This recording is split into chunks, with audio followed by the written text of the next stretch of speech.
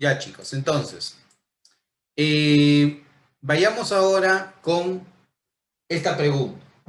Las preguntas que tienen que ver con polaridad molecular son muy comunes en admisión, ¿ya? Y la idea es que manejemos los criterios de polaridad molecular, pero que no nos compliquemos tampoco la vida. La idea es tenerlo mapeado para poder tener la respuesta rápida. Ya te dicen, los momentos dipolares del dióxido de azufre y del dióxido de carbono son 5,37 y 0 de Bay. Hasta cierto punto lo que te quiere decir Uni es, oye, si tengo dos sustancias que son relativamente similares, una es SO2 y otra es CO2, una tiene 5,37 de Bay de momento dipolar y la otra 0 de Bay. Ya, para no estar hablando en otro idioma, ¿no? El momento dipolar de lo que te habla es de la polaridad molecular, ¿no? O sea, la molécula es polar o no es polar. Si el momento dipolar resultante es igual a 0, entonces la molécula es apolar. Y si el momento dipolar es diferente de 0, la molécula es polar. O sea, lo que me están diciendo acá en resumidas cuentas es de que el dióxido de azufre es polar, porque tiene un momento dipolar resultante, y en cambio el dióxido de carbono es apolar porque no tiene un momento dipolar resultante. ¿Ya? Te dicen, las geometrías moleculares presentan o que presentan estas sustancias, ¿cuáles son? Bueno, entonces, punto importante. Yo sé que ustedes que ya conocen, ya lo van a hacer mucho más fácil, pero imagínate que venga una molécula que tú no manejes relativamente bien. Entonces, ¿qué tienes que hacer? Tienes que seguir una secuencia. ¿Cuál es la secuencia? Primero dibujar a tu molécula, ¿ya? ¿Cómo dibujas a tu molécula? Bueno, primero darte cuenta que tendrías que saber cuál es la ubicación de estas sustancias en la tabla periódica, ¿ya? Tienes carbono y oxígeno, un carbono y dos oxígenos. El carbono y el oxígeno cumplen con la regla del octeto. Mientras a mí no me digan lo contrario, todas las sustancias o todos los elementos deberían cumplir con la regla del octeto.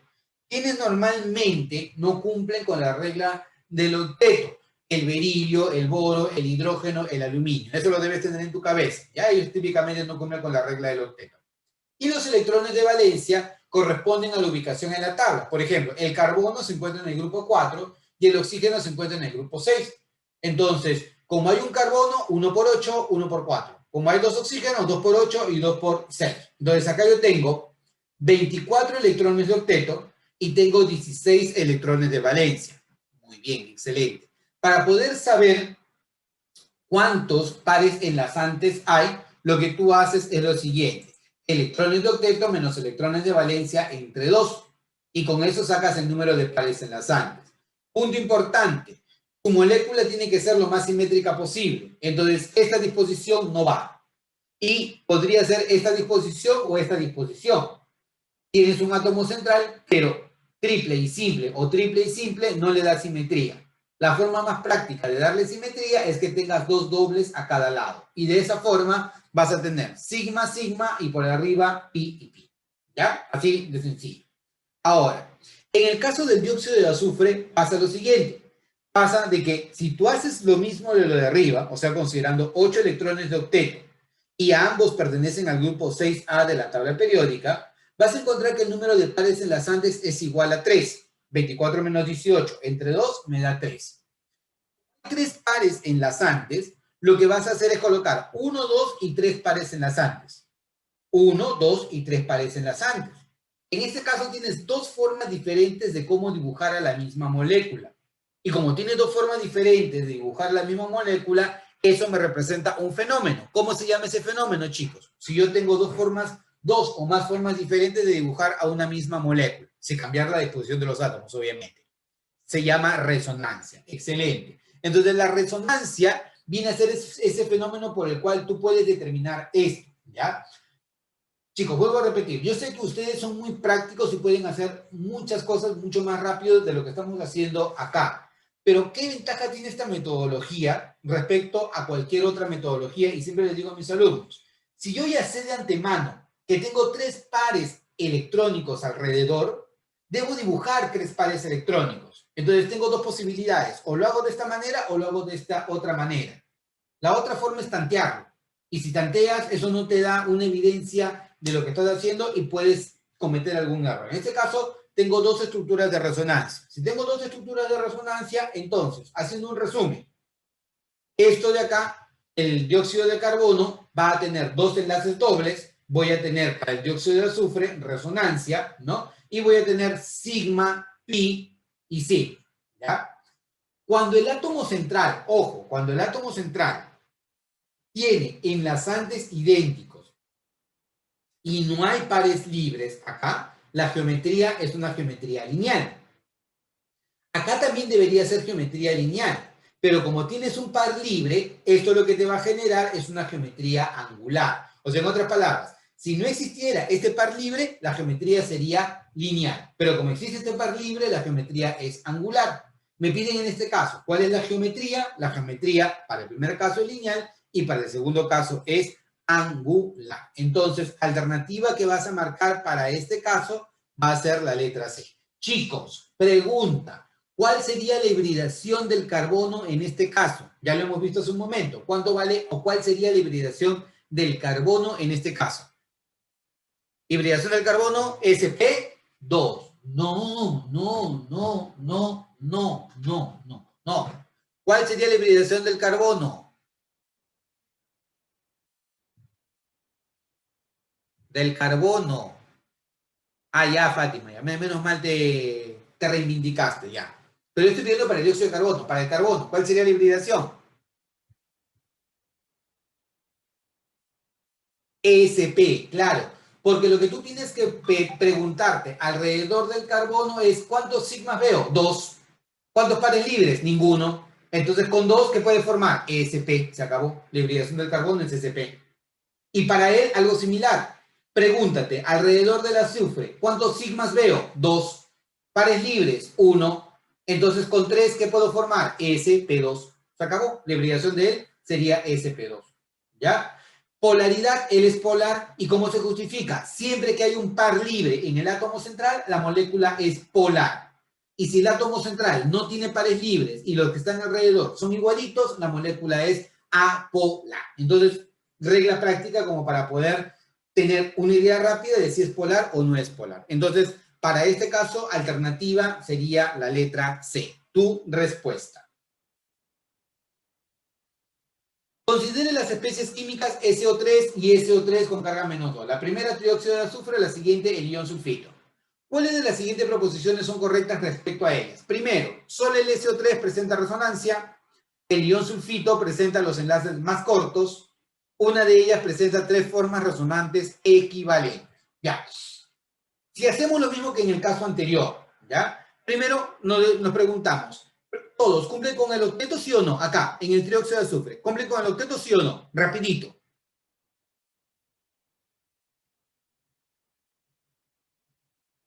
Oye, sí. ¿Quiénes típicamente no cumplen con el octeto?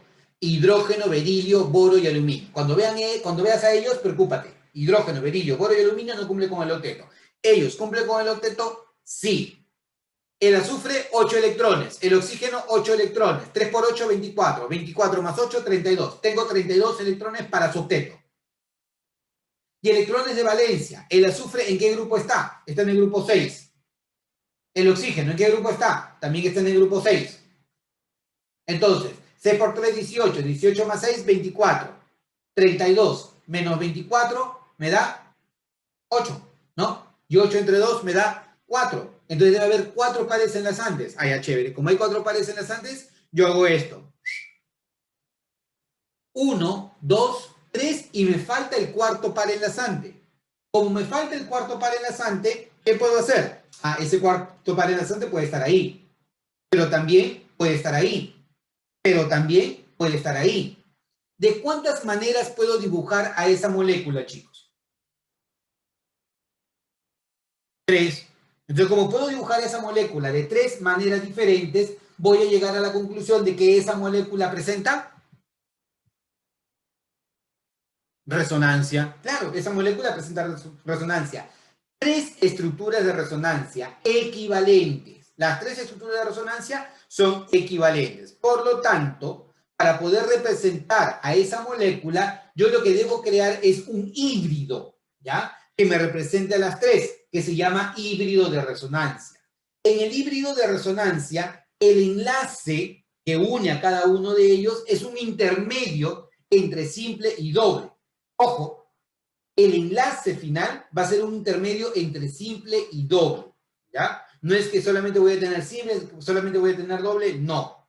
Ese electrón del tipo pi o esos electrones del tipo pi no están localizados, están deslocalizados y por lo tanto el enlace final va a ser un intermedio entre enlace sigma y enlace pi. Entonces, siendo así, este es nuestro híbrido de resonancia. Y el tamaño del enlace es intermedio entre un enlace doble y un enlace simple, ¿ya? Ahora, para el ion sulfito, ¿qué es lo que haces? A ver, para el ion sulfito debe pasar lo siguiente. 8 por 3, 24. 24 más 8, 32. Ya tengo 32 electrones para el octeto, ¿ya? Y para la valencia, voy a tener 6 por 3, 18. 18 más 6, 24. Pero estos dos electrones también me sirven como electrones de valencia. 24 más 2, 26. 32 menos 26, 6. 6 entre 2, 3. Entonces, acá debo tener 3 pares enlazantes. Y mis 3 pares enlazantes son los que yo tengo acá. Aquí está, mira, 1, 2 y 3. Y como el azufre tiene, debe cumplir con el octeto, colocas 2, 4, 6 y su par libre acá. Se acabó. Entonces, esa es la representación del ion sulfito. ¿Qué puedo afirmar en el ion sulfito? En el ion sulfito, ¿hay resonancia, sí o no?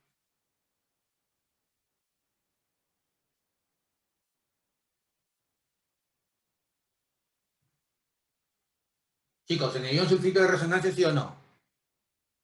No, no hay resonancia, no hay resonancia. Para que haya resonancia debes tener electrones del tipo pi deslocalizado y ahí no existe eso. Por lo tanto, lo que vas a decir acá es que esta especie es una especie en donde el azufre está unido a 3 átomos de oxígeno mediante enlace simple. Y pregunta, ¿cómo es este enlace simple frente a este enlace? ¿Más grande o más pequeño? ¿Cómo es este enlace simple frente a este enlace? ¿Más grande o más pequeño? Y te doy una ayudita, ¿ya? El enlace simple es más grande que el doble y el doble es más grande que el triple. Vuelvo a preguntar, ¿cómo es este enlace simple frente a este enlace? ¿Más grande o más pequeño? Más grande, claro, porque este enlace simple, ¿ya? Debe tener mayor tamaño que él, porque este enlace se encuentra en un intermedio entre doble y simple. Entonces, este tamaño de enlace debe ser mayor que este tamaño de enlace de acá. Entonces, podemos afirmar que el enlace simple tiene mayor longitud que el enlace doble. Y obviamente va a tener mayor longitud que este enlace, que es un intermedio entre simple y doble. Entonces responde, te dice, solo el SO3 presenta resonancia. ¿Qué tú dices? ¿Sí o no?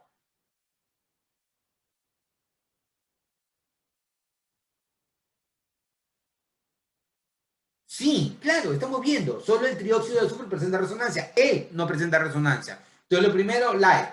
Lo segundo, el ion sulfito presenta los enlaces más cortos. O sea, los enlaces de él son más cortitos. ¿Verdadero o falso?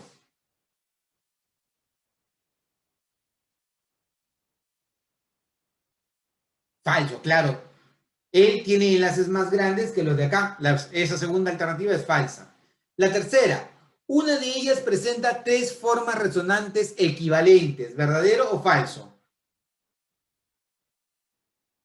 Verdadero, claro, obvio, va a ser el trióxido de azufre. Por lo tanto, lo primero es verdadero, lo siguiente es falso y lo tercero es verdadero, ¿no? Entonces lo correcto sería 1 y 3. Alternativa, la letra E.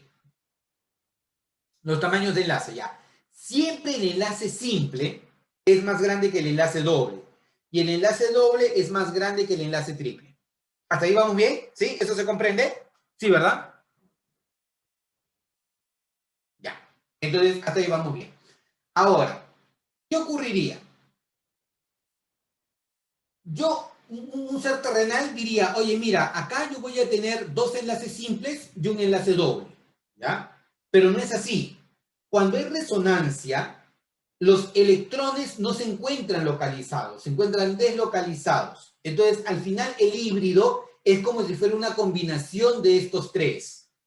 ¿Y cómo logro combinar estos tres? Los logro combinar haciendo que este enlace sea un híbrido de estos tres. Y este híbrido de estos tres va a ser no exactamente la mitad de un simple o un triple, sino su tamaño va a estar entre el tamaño del simple y el tamaño del doble, ¿correcto? Entonces, el tamaño de él va a ser igual. ¿Por qué? Porque en las observaciones experimentales se encuentra, primero, que la energía de los enlaces es la misma, que el ángulo de enlace es el mismo y que la longitud de enlace es el mismo. Chicos, si el enlace fuera doble y el de acá simple, las longitudes de enlace no serían las mismas. Eso no es correcto. Si este es enlace doble y este son enlaces simples, los ángulos de enlace tampoco serían idénticos, ¿ya? Y si este es un enlace doble y estos son enlaces simples, tampoco las energías de enlace serían idénticas. Pero las observaciones experimentales te dicen de que energías de enlace son las mismas, ángulos de enlace son los mismos y longitud de enlace son los mismos. La única manera de explicarlo es que esto tenga resonancia y que el enlace que une a ellos sea un intermedio entre simple y doble. Profe, entonces, ¿existe un intermedio entre el enlace simple, doble y triple? No.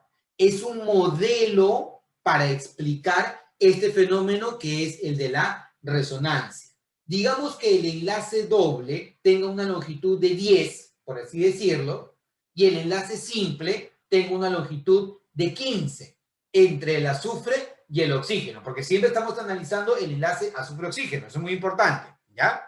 Entonces, si el simple tiene una longitud de 15 y el doble tiene una longitud de 10, ¿ya? Este enlace podría ser que tenga una longitud de 13 o que tenga una longitud de 12. El tema es que va a estar entre el enlace doble y el enlace simple para poder justificar la evidencia experimental. Por eso es que se habla en este caso de la resonancia. ¿Queda más claro, Fátima?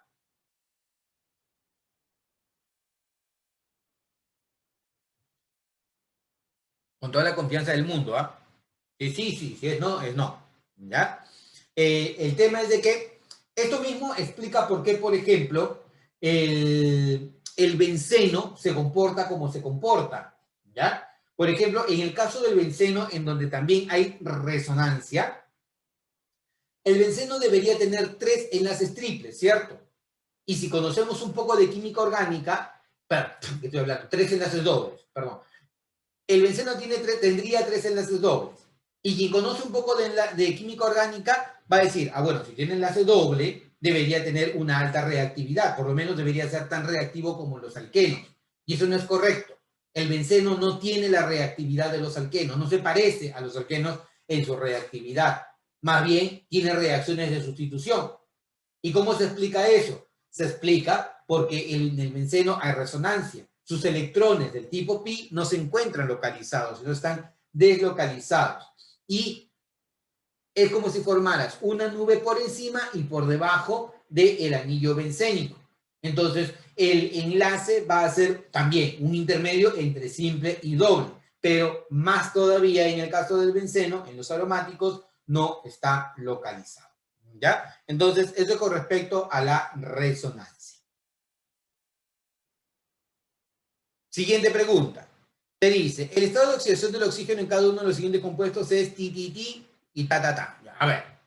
Bueno, un alumno común y silvestre diría, el oxígeno tiene estado de oxidación -2, entonces al ojo, -2, alternativa, la letra A, chao. ¿Sí o no? ¿El oxígeno siempre actúa con número de oxidación +2?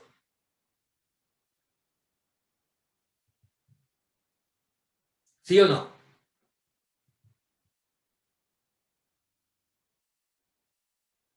Cuando va con el flúor es, no siempre, bueno, sí, cuando va con el flúor es +1. A ver, veamos. Acá, por ejemplo, ¿qué debo analizar? Para asignar estados de oxidación en un compuesto binario, el que tiene más electronegatividad es el que asume la carga negativa y el menos electronegativo asume la carga positiva, ¿ya? Entonces, no hay elemento más electronegativo que el flúor, o por lo menos el flúor es más electronegativo que el oxígeno. Por lo tanto, si es así, el flúor debe asumir la carga negativa y el oxígeno tendría que ser positivo. ¿Y cuál es la carga negativa del flúor? El flúor va a actuar con carga -1. Y si él es carga -1, entonces necesariamente el oxígeno acá debe trabajar con carga +2. No le queda de otra. En este caso, en H2O2, nuevamente, vayamos por este caso. El oxígeno es más electronegativo que el hidrógeno. Entonces, él debe asumir la carga negativa. Y si él asume la carga negativa, significa que el hidrógeno debe asumir la carga positiva. ¿Y cuál es la carga positiva del hidrógeno? +1. ¿Ya? Si el hidrógeno tiene carga +1, entonces el oxígeno tiene carga -1. ¿Y en dónde el oxígeno trabaja con carga -1? ¿Ah? ¿En qué tipo de compuestos?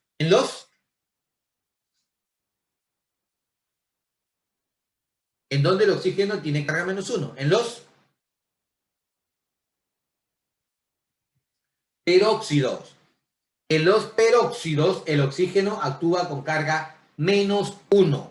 ¿Ya? Así es, en los peróxidos. Y en el último caso, obvio, ¿no? El calcio, por ser un metal, solamente puede trabajar con carga positiva. Y la carga positiva del calcio es +2, no es de otra. Por lo tanto, el oxígeno actúa con carga -2. Entonces, ¿cuál sería la secuencia? +2, -1 y -2. Alternativa de respuesta sería entonces la letra D. Esa es tu respuesta. ¿Ya? Siguiente pregunta.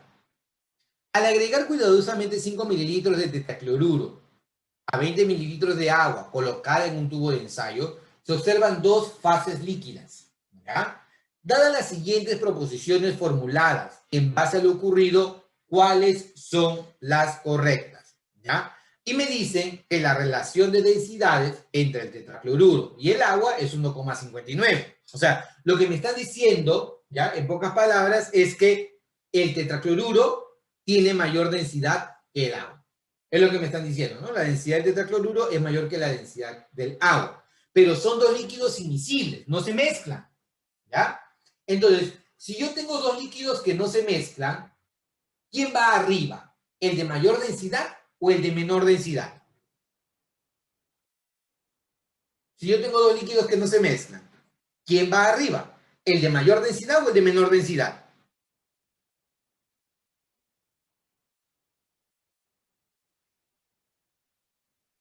Obvio, excelente, Diego. Arriba va el de menor densidad. Es como cuando se mezcla o cuando tratas de que se mezclen agua con aceite. El agua va abajo porque el agua tiene mayor densidad y el aceite va arriba porque tiene menor densidad. Cuando tiene hielo en agua, ¿por qué el hielo flota? Porque el hielo tiene menor densidad y el agua tiene mayor densidad. Cuando son inmiscibles, cuando ves dos fases, abajo va el de mayor densidad y arriba el de menor densidad. Entonces, en este caso, como el tetracloruro tiene mayor densidad que el agua, el tetracloruro debe ir abajo y el agua debe ir arriba. Por lo tanto, si tú tienes este sistema, te pregunto, ya, y cuidado con lo que me respondas, porque verdad, ya tengo preparado aquí el troyano para enviártelo a tu WhatsApp. Mira, ¿cuál sería el agua? ¿El de arriba o el de abajo? Claro, el agua es el de arriba y el tetracloruro es el de abajo, ¿no? ¿Por qué? Porque como el tetracloruro es más denso, debe ir abajo y el agua debe ir arriba. Por lo tanto, ese debería ser el sistema. Y lo que ves aquí, esta capita que separa a ellos dos, viene a ser la interfase. El agua tiene menor densidad y el tetracloruro tiene mayor densidad. ¿Ya? ¿Qué voy a encontrar en el agua? Chicos, ¿quién me dice? En el agua, ¿cuáles son las fuerzas intermoleculares? Regalado. ¿Cuáles son las fuerzas intermoleculares características del agua? El puente de hidrógeno. Excelente. Y si yo tengo el tetracloruro de carbono, ¿ya? El tetracloruro de carbono al ojo es el carbono rodeado de 4 átomos de cloro. Molécula completamente simétrica. No hay pares libres. Apolar. ¿Qué tipo de fuerzas son las características en el tetracloruro de carbono? Excelente, Fátima. Las fuerzas de dispersión del horno. Porque si yo hablo de una molécula que es apolar, ¿ya? Entre las moléculas apolares solamente opera las fuerzas de London, las fuerzas de dispersión o las fuerzas de London. Entonces, ya tengo dos puntos importantes, ¿no? Primero, que el agua tiene puente de hidrógeno y que el tetracloruro de carbono tiene fuerzas de London. Y como son fuerzas diametralmente opuestas, obvio que no se van a mezclar. Son inmiscibles porque no tienen fuerzas intermoleculares similares. Para que pueda haber una disolución, tiene que haber fuerzas intermoleculares similares, como el agua y el alcohol. El agua tiene puente de hidrógeno, el alcohol tiene puente de hidrógeno, entonces pueden mezclarse agua con etanol, por ejemplo, ¿no? Si yo tengo hexano, el hexano se mezcla con el benceno, porque el hexano es apolar y el benceno también es apolar. Acá las fuerzas intermoleculares son completamente diferentes, por lo tanto no puedo esperar de que ellos se mezclen. Entonces, responde, te dice, el tetracloruro de carbono es apolar, ¿verdadero o falso? Ayúdame. True or false? ¿Sí o no, Po? Claro, correcto, el tetracloruro de carbono es apolar. Listo. Uy, se me fue el dedo. A ver, las fuerzas intermoleculares en la fase líquida superior, o sea, acá, ¿ya? Dice, son del tipo dipolo instantáneo, dipolo inducido. ¿Verdadero o falsa? ¿Sí o no, Po? Claro, recontra falsa, ¿sí? En la parte de arriba, dipolo inducido, dipolo instantáneo, ¿qué cosa es esa? En una sola palabra. Dipolo inducido, dipolo instantáneo, ¿qué cosa es? Fuerzas de... No, no, no, no, no, no, no, no, no, no, no, no, no, no. Fuerzas de London. Dipolo inducido, dipolo instantáneo son fuerzas de London, ¿ya? Entonces, cuando a mí me digan dipolo inducido, dipolo instantáneo son las fuerzas de London, ¿ya? Entonces, si a mí me dicen las fuerzas intermoleculares de la fase líquida superior, o sea, del agua, ¿son fuerzas de London? No, no son fuerzas de London, son puente de hidrógeno. Por lo tanto, esa alternativa es falsa, incorrecta, mala, ¿ya? Y me dice, las fuerzas intermoleculares en la fase líquida inferior son las de dispersión de London, obvio, ¿no? Fuerza de dispersión de London. Importantísimo, ¿ya? Las fuerzas de London, ¿ya? Dependen muchísimo de la polarizabilidad que tenga la molécula. Por favor, ese término lo vas a repasar durante la semana. Polarizabilidad de la molécula. Cuanto más polarizable sea la molécula, mayores van a ser las fuerzas de London que puedas encontrar ahí, ¿ya? Entonces, alternativa en este caso, 1 y 3 es correcto, la 2 es falsa. Alternativa, la letra E. Tu respuesta, ¿ya? Profe, ¿de qué depende la polarizabilidad? Ya, a ver, volvamos, sí se puede, sí se puede. La polarizabilidad va a depender del tamaño que tenga la molécula, ¿ya? Una molécula es más polarizable, ¿ya? Cuando la molécula sea más grande, ¿ya? Porque ¿de qué depende la polarizabilidad? Y te lo pongo de esta manera porque no quiero que se me vaya la hora. Rapidito, ¿ya? Núcleo, ¿ya? Por favor, ayúdenme, ¿ya? Núcleo. Nube electrónica, ¿ya? Si la nube electrónica es pequeña, entonces el núcleo puede mantener unida a la nube electrónica. Esta nube electrónica es poco polarizable. Pero si yo tengo una molécula enorme, un moleculón, ¿ya? Una molécula enorme con una enorme nube electrónica, entonces, ¿qué va a ocurrir? El núcleo puede tratar de mantener unido a la nube electrónica que está cerca, pero la nube electrónica que está lejos va a ser más difícil controlarla. Entonces, cualquier cosa que esté alrededor va a hacer de que esta nube se distorsione. Profe, ¿y cuál es cualquier cosa que esté alrededor? Otra nube electrónica. O sea, si yo al costado tengo otra nube electrónica que es carga negativa y se acerca a esta nube electrónica que es carga negativa, entonces se va a polarizar, ¿no? Vas a tener que negativo con negativo se repelen y por lo tanto se va a distorsionar. Entonces vas a tener una molécula que sea polarizada. Pero la polarización es inducida e instantánea. Porque si no estuvo la otra molécula del costado, eso no pasaba. Por eso es inducido. ¿Y por qué es instantáneo? Porque si esta molécula se va, entonces esta retorna a su estado inicial. Por eso se llama dipolo inducido, dipolo instantáneo.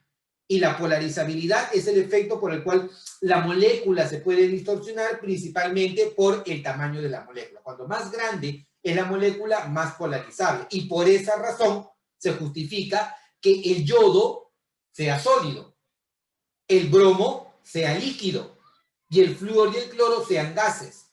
Porque flúor y cloro son chiquititos, están arriba. Por lo tanto, fuerzas intermoleculares muy pequeñas, estado gaseoso.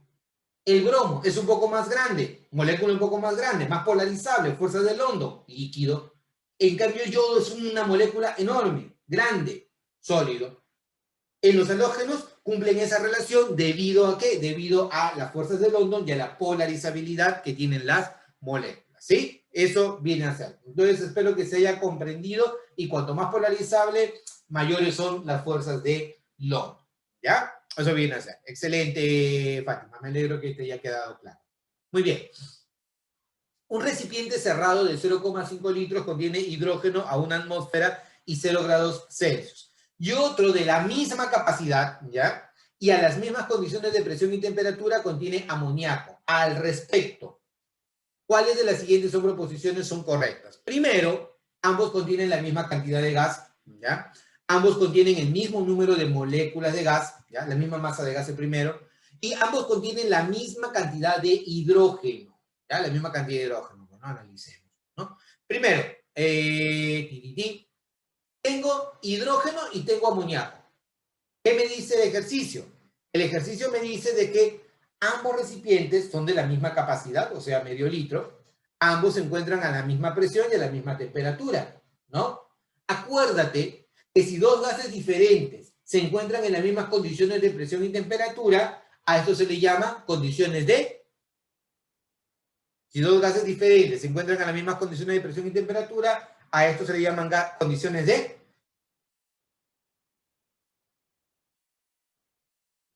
Condiciones de Avogadro. Cuando dos gases diferentes se encuentran en las mismas condiciones de presión y temperatura, se dicen que se encuentran en condiciones de Avogadro. O sea, si es que en el examen de admisión no te dicen eso, que están a la misma presión y a la misma temperatura, y te dicen que están en condiciones de Avogadro, significa que están a la misma presión y a la misma temperatura. ¿Ya? ¿Y cuál fue la hipótesis de Avogadro? Avogadro se mandó con todo y dijo, ya, dos gases diferentes en recipientes de la misma capacidad, a la misma presión y a la misma temperatura, tienen moléculas iguales de gases. Él se mandó con eso. Él dijo, volúmenes iguales de dos gases diferentes a las mismas condiciones de presión y temperatura tienen igual cantidad de moléculas de agua. Perdón, de gas. ¿Ya? Entonces, hablamos de la hipótesis de Avogadro. Por lo tanto, si tengo dos gases diferentes en un mismo sistema, a la misma presión y a la misma temperatura, el mismo número de moléculas hay en cada caso. Profe, demuestre. Ya, pues ahí está. Demostrar power ratón en A y power ratón en B, ¿no? Si tengo la misma presión, tengo el mismo volumen, tengo la misma temperatura y R es una constante, entonces las moles de A y las moles de B, ¿cómo son? Iguales.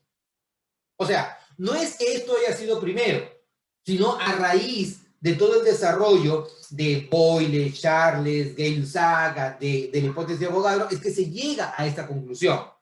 Pero hoy en día, no te creo, Sarachara, así que demuéstrame que eso es cierto. Ya, chévere, ahí te pongo tu ecuación universal de los gases ideales, pues, ¿no?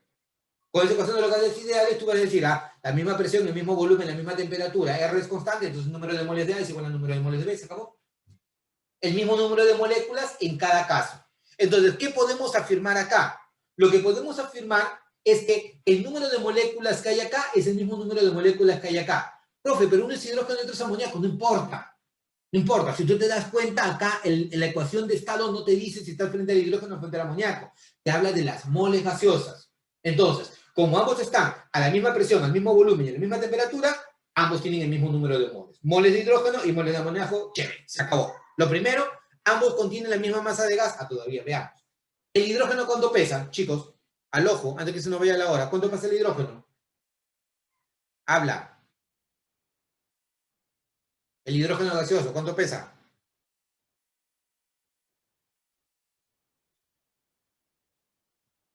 2, claro. O sea, la masa de él vale 2. Y como tengo n moles, entonces la masa va a ser 2n. ¿Ya? El amoníaco, ¿cuánto pesa? Al ojo.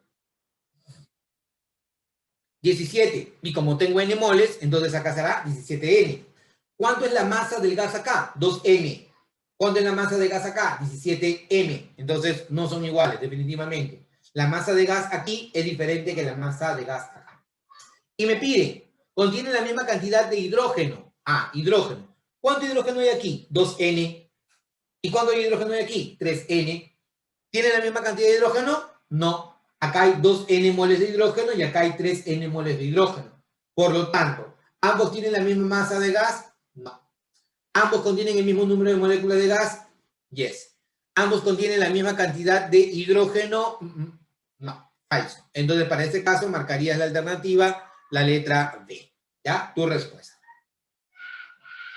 A esta pregunta es facilita, chicos. Con esto cerramos, ¿ya? Los elementos del grupo 17 de la tabla periódica son conocidos como halógenos, ¿ya? Formadores de sales. ¿Cuál de los siguientes compuestos corresponde a una sal de halógeno? Halojo, chicos, halojo. Para que sea halógeno, ¿qué debo recordar? Flúor, cloro, bromo, yodo, ¿no? Halojo, flúor, cloro, bromo, yodo. ¿Cuáles son tus dos posibles alternativas? La única posibilidad es que sea él o que sea él. Pero pregunta, ¿el bromo es una sal? No es una sal. Para que sea una sal, tú debes tener una unión de un elemento metálico con un elemento no metálico, ¿ya? Entonces, un elemento no metálico o grupo no metálico. Entonces, el primero, nitrato de amonio, sal oxisal. El segundo, sulfuro de potasio, sal aloidea, ¿no? Pero no hay un halógeno. El siguiente, cloruro de sodio, sal aloidea, sí hay un halógeno, ¿no? Aquí, nitruro de magnesio, esto de acá no corresponde a una sal, se le considera como un nitruro salino, ¿ya? Y el último caso, el bromo, que simplemente es bromo, es un halógeno. Si quiero dar una respuesta, ¿cuál sería nuestra respuesta? Nuestra respuesta sería la letra C. Esta sería tu respuesta, ¿ya?